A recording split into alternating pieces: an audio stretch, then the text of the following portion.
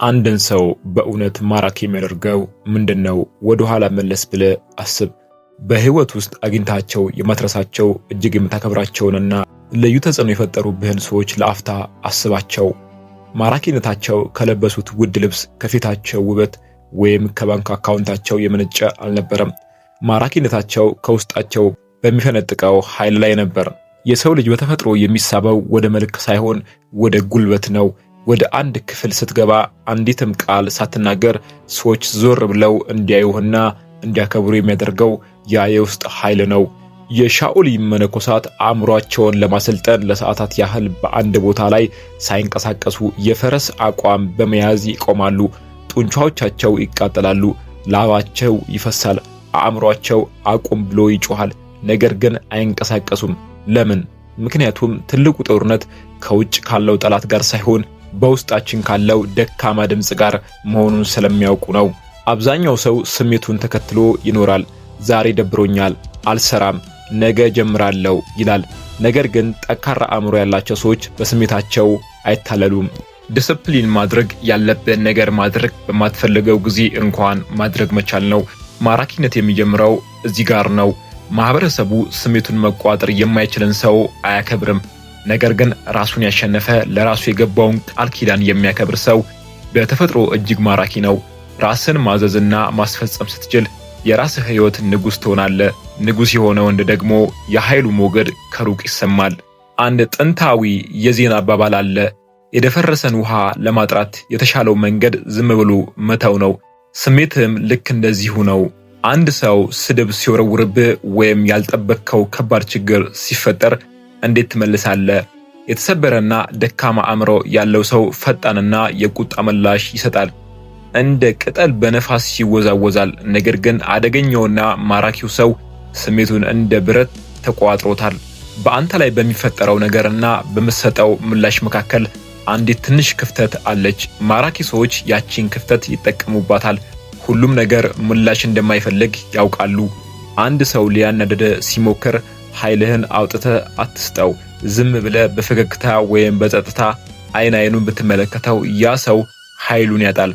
አንተ ስሜትን መቋጠር ስትችል ሁኔታዎችን ትቆጣጠራለህ። የተረጋጋ አእምሮ በማዕበል ውስጥ እንዳለ ትልቅ መርከብ ነው። ማዕበሉ ይገፋዋል እንጂ አያሰምጠውም። የውሸት በራስ መተማመን ጮህ ይላል። እኔ እንዲህ ነኝ፣ ይህን አድርጌያለሁ፣ ይህ አለኝ እያለ ራሱን ለሌሎች ለማሳመን ይሞክራል። እውነተኛው በራስ መተማመን ግን ዝምተኛ ነው። አንበሳ ጫካ ውስጥ ንጉስ መሆኑን ለማሳየት አይጮህም። መራመዱ ብቻ በቂ ነው። ጠንካራ አእምሮ ያላቸው ሰዎች ዋጋቸውን ከሌሎች ሰዎች ጭብጨባ፣ ከማህበራዊ ሚዲያ ላይክ ወይም ከሰዎች አስተያየት አይጠብቁም። ዋጋቸው ያለው ከውስጣቸው ባለው ዕውቀት፣ ጥንካሬና ባሳለፉት መከራ ላይ እንደሆነ ጠንቅቀው ያውቃሉ። ልክ እንደ ቀርከሃ ዛፍ ናቸው። የቀርከሃ ዛፍ ወደ ላይ ከማደጉ በፊት ለዓመታት ስሩን ወደ መሬት ውስጥ ይሰዳል። አንተም ስርህን ወደ ውስጥ ስትሰድ የውጭው ዓለም ጫጫታ ሊንቅህ አይችልም። ይህ አይነቱ በራስ መተማመን እንደ መግነጢስ ነው። ሰዎችን ወደ አንተ ይስባል። ምክንያቱም ሁሉም ሰው በራሱ በማይተማመንበት፣ ሁሉም የሌላውን ማረጋገጫ በሚፈልግበት በዚህ ዓለም ራሱን ያወቀና ያመነ ሰው እውነተኛው ብርሃን ነው። የምንኖረው ትኩረታችንን በሚሰርቁ ነገሮች በተሞላ ዓለም ውስጥ ነው። ስልካችን ሁልጊዜ ይጮሃል። ማህበራዊ ሚዲያ ጊዜያችንን ይዘርፋል። ርካሽ ዶፓሚን አእምሯችንን አደንዝዞታል። አብዛኛው ሰው ጉልበቱን ለነዚህ ነገሮች ይበትነዋል። ነገር ግን ታላላቅ ሰዎች አንድ ትልቅ ምስጢር ያውቃሉ። ትኩረትህ ባለበት ቦታ ጉልበትህ ይፈሳል። ዌር ፎከስ ጎዝ ኢነርጂ ፍሎስ። ማራኪና ጠንካራ የሆኑ ሰዎች ጊዜያቸውን አያባክኑም። የሻኦሊ መነኮሳት ስትራመድ ተራመድ፣ ስትበላ ብላ ይላሉ። ይህ ማለት የምታደርገው ነገር ላይ 100% ተገኝ ማለት ነው። አንድን ስራ ጀምረ እስክትጨርስ ሙሉ ትኩረትህን ስትሰጥ ህይወትህ በከፍተኛ ፍጥነት ይቀየራል። የሰዎችን ጩኸት አትሰማም። ግራና ቀኝ አትይ። ዓላማ ያለው ሰው ኃይለኛ ነው። ዓላማ ላይ አተኩር። በዝምታ ስትሰራ ስኬት ራሱ ድምጽ ሆኖ ይጮሃል። ከክርስቶስ ልደት በፊት በቻይና ታሪክ ውስጥ ሃንሺን የሚባል አንድ ወጣት ነበር። ሃንሺን እጅግ ድሃ ቢሆንም በውስጡ ግን አንድ ቀን የቻይና ታላቅ ጄኔራል የመሆን ትልቅ ራዕይ ነበረው። ሁልጊዜም ወገቡ ላይ ሰይፍ አስሮ ይንቀሳቀስ ነበር። አንድ ቀን በገበያ መካከል ሲያልፍ አንድ ጉልበተኛና ጠባጫሪ ስጋ ሻጭ መንገዱን ዘጋበት። ጉልበተኛው በህዝቡ ፊት ሃንሺንን እንዲህ ሲል ተሳለቀበት። አንተ ሁልጊዜ ሰይፍ ታስራለህ፣ ግን ውስጥ ባዶ ፈሪ ነህ። እውነተኛ ወንድ ከሆንክ ሰይፍህን አውጣና ውጋኝ፣ ከቻልክ ግን እንደ ውሻ በእግሮቼ መሃል ሾልክህ እለፍ። ገበያው ውስጥ የነበረው ሰው ሁሉ ተሰብስቦ ይመለከት ጀመር። ሃንሺን ሰይፉን መዞ ያንን ጉልበተኛ በአንድ ደቂቃ ውስጥ መግደል ይችል ነበር። ነገር ግን አእምሮ በፍጥነት ሰራ። ይህንን ተራ ሰው ብገድለው በሕግ እቀጣለሁ፣ የሞት ፍርድም ይፈረድብኛል። ያ ከሆነ ደግሞ የቻይና ታላቅ ጄኔራል የመሆን ትልቁ ህልሜ እዚሁ ገበያ ውስጥ በአንድ ተራ ሰው ጩኸት ምክንያት ይሞታል ብሎ አሰበ። ሃንሺን ጉልበተኛውን አይኑን በረጋ መንፈስ ተመለከተው። ምንም አልተናደደም፣ አንዳችም ቃል አልተነፈሰም። ከዚያም ጎልበስ አለና በጉልበተኛው እግሮች መሃል ሾልኮ አለፈ። ህዝቡ በሙሉ በሳቅ ፈነዳ። ፈሪ ወንድ አይደለም እያሉ ተሳለቁበት። ሃንሺን ግን የሰዎችን ጫጫታ ወደ ኋላ ተው ልብሱን አራግፎ ምንም እንዳልተፈጠረ ጉዞውን ቀጠለ። ሃንሺን በማያቋርጥ ጥረትና ዲስፕሊን የቻይና ጦር ጠቅላይ አዛዥና ታላቅ ጄኔራል ለመሆን በቃ። የሃን ስርወ መንግስት ቻይናን እንዲቆጣጠር ካደረጉት 3 ታላላቅ ጄኔራሎች አንዱ ሆነ። አንድ ግዛት የሚያስተዳድር ንጉስም ተባለ። ንጉስ ከሆነ በኋላ ወደዚያች ያደገባት ከተማ ተመለሰ። ያንን በመንገድ ላይ የሰደበውንና በእግሩ መሃል እንዲሾልክ ያደረገውን ሰው እንዲያመጡ ታዘዘ።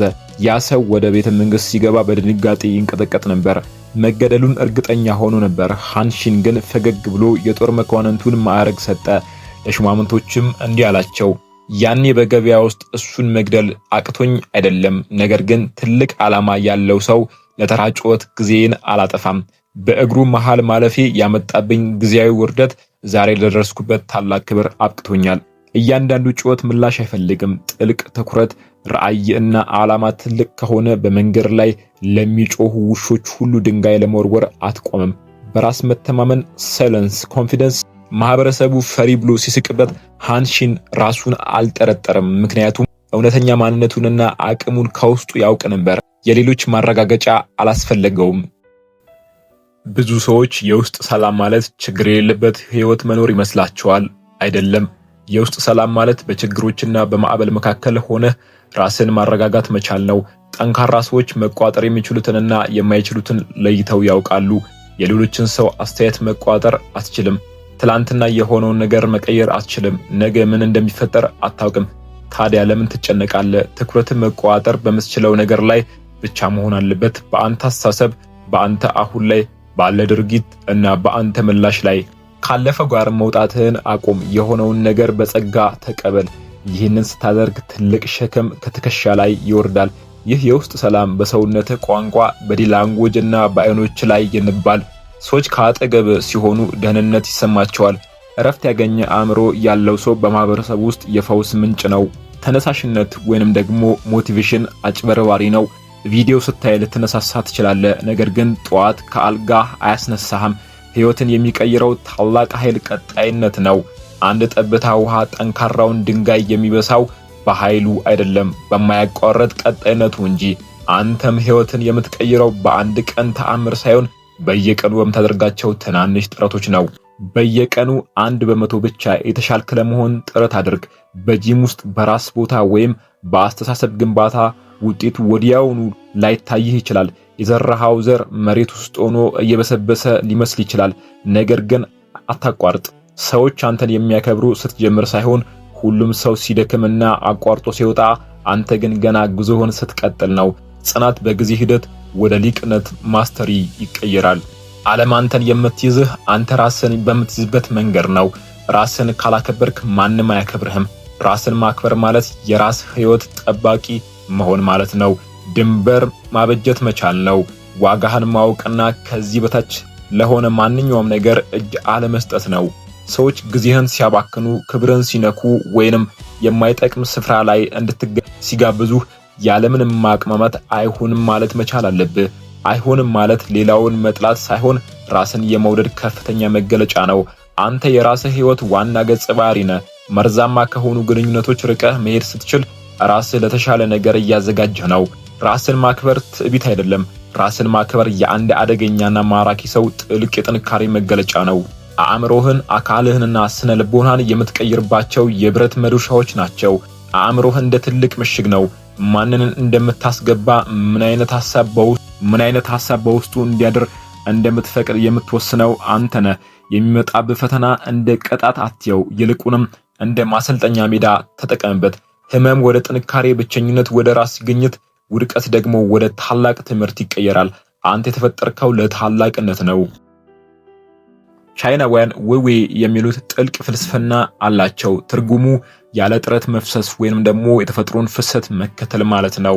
በማህበራዊ ህይወት የሰዎችን ትኩረት ለማግኘት የሚንጠራወዝ፣ ጮክ ብሎ የሚናገር ወይንም ራሱን ለማሳየት የሚጥር ሰው ማራኪነቱን ያጣል። ውሃ የትም ለመድረስ አይጣደፍም፣ ነገር ግን መንገዱን ጠርጎ ያልፋል። እጅግ ማራኪ ወንድ ራሱን ለማስደነቅ አይሞክርም፣ በቃ በነፃ ይኖራል። ያ የተፈጥሯዊነትና ራስን የመሆን ጥበብ ሰዎችን እንደ ማግኔት ይስባል። አትሞክር፣ በቃ ሁን። አንድ ወንድ ማራኪ የሚሆነው ጥንካሬና ቁርጠኝነት ብቻ ሲኖረው ሳይሆን ርህራሄና ሰዎችን ማዳመጥ ይሁን ሲችል ጭምር ነው።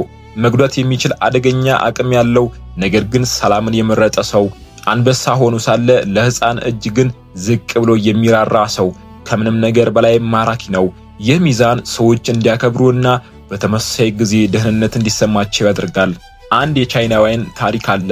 አንድ እብሪተኛ ምሁር ወደ ዜን ማስተር ሄዶ ሁሉንም አውቃለሁ ሲል ማስተሩ ሻይ በምሁሩ ጽዋ ውስጥ ሞልቶት እያፈሰሰ ቀጠለ። ምሁሩም ምን እያደረክ ነው?